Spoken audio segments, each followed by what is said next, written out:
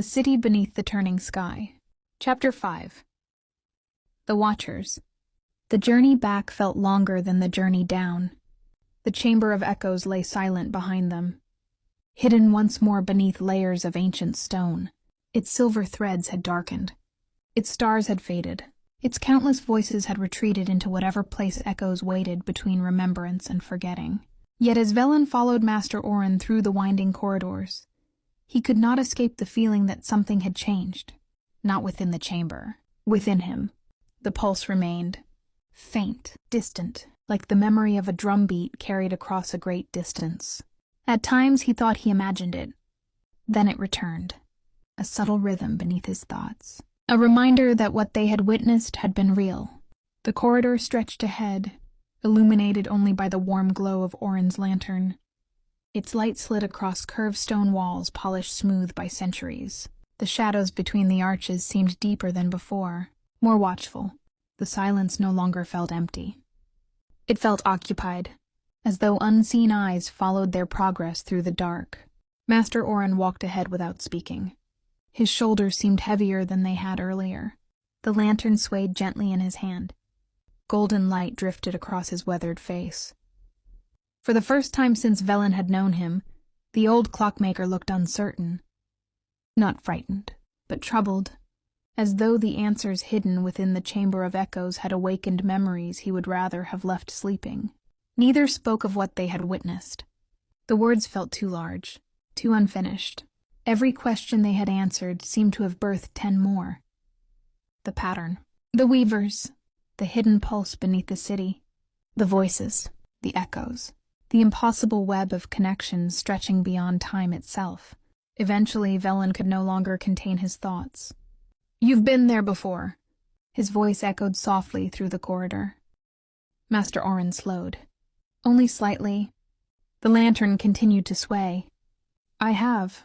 The answer felt small against the weight of the chamber they had left behind. Velen hesitated. "You knew it existed?" "Yes." "And you never told anyone?" Orin's expression softened. A sad smile touched his lips. "No." The answer only deepened the mystery. "Why?" The old clockmaker fell silent. His footsteps echoed ahead of them. For a long time he said nothing.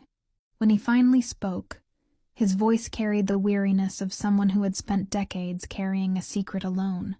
"Because some discoveries change more than knowledge." The lantern flickered. Tiny reflections danced across the walls. "Some discoveries change people." The words lingered in the darkness. Velen considered them. The chamber had changed him already. He could feel it. The city no longer felt the same. The world no longer felt as simple as it had only a few hours before. Perhaps Orin had known that would happen. Perhaps that was why he had waited so long. They continued walking. The architecture gradually shifted. The smooth, spiraling stone gave way to familiar walls. Ancient shelves emerged from the darkness. Dust-covered records, crystal memory spheres, forgotten machines. The known world slowly returned around them. Yet something felt wrong. Not dangerous, not visible. Wrong. The floating golden lights drifted lazily between the shelves. Dust motes shimmered in their glow. Everything appeared unchanged. Yet the sensation remained. The feeling that they were not alone. Velen stopped. The silence deepened. Master Orin turned. "What is it?" Velen looked over his shoulder. The shelves stretched into darkness. Nothing moved. Nothing stirred.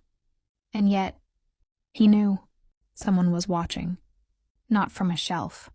Not from behind a doorway. From somewhere deeper, a presence, an awareness. The same instinct that had warned him in the Chamber of Echoes. The same sensation that had crawled across his skin when the pulse answered from beneath the city. Master Orin studied him carefully. Then, to Velen's surprise, nodded. "You feel it too." A chill traveled through him. "You do?" The old clockmaker glanced into the darkness. For a brief moment, concern crossed his face. "Yes." Neither moved. The archive remained silent. The floating lights drifted slowly between the shelves. Nothing revealed itself. Yet the feeling remained. Watching. Waiting. Listening. At last Orin turned away. "Come." That was all he said. No explanation. No reassurance. Only come. And somehow that frightened Velen more than any answer could have. They emerged from the forgotten archive shortly before dawn. Cold air greeted them, fresh and sharp. Velen inhaled deeply.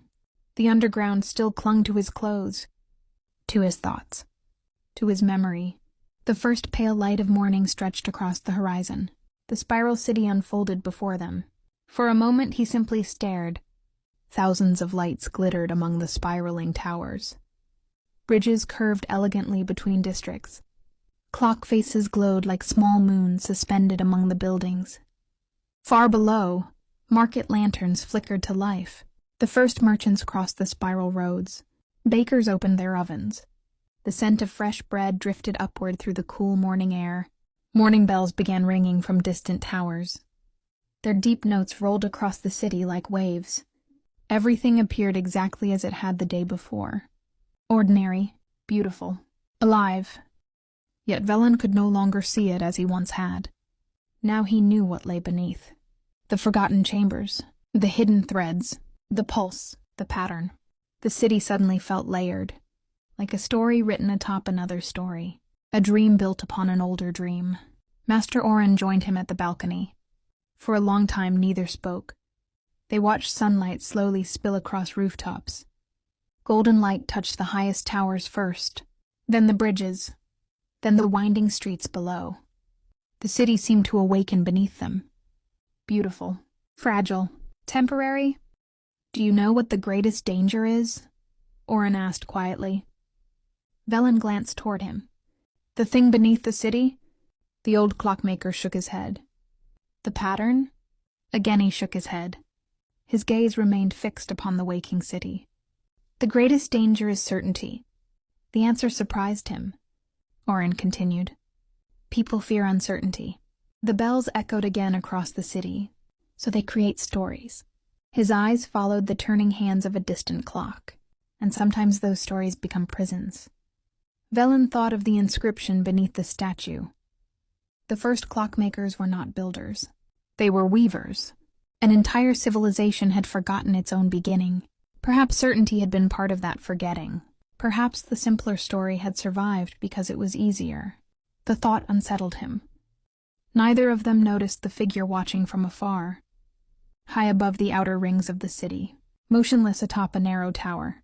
The last shadows of dawn concealed the dark figure almost completely. Its face remained hidden behind a smooth glass mask, cold, expressionless, reflecting the growing sunlight. The figure never moved, never blinked. Its attention remained fixed upon the balcony, upon Oren, upon Velen. Slowly, a gloved hand emerged from beneath a dark cloak. Resting within it was a small brass instrument. Delicate gears turned silently. A silver needle rotated. Once, twice, then stopped, pointing directly toward the forgotten archive. The figure remained still for several moments longer, then vanished into the shadows, as though it had never been there at all. Later that morning, a sealed message arrived at the Hall of Clockmakers. No messenger claimed responsibility. No signature accompanied it. Only a single symbol pressed into black wax, a spiral enclosed within a circle. Master Oren stared at it. The color slowly drained from his face.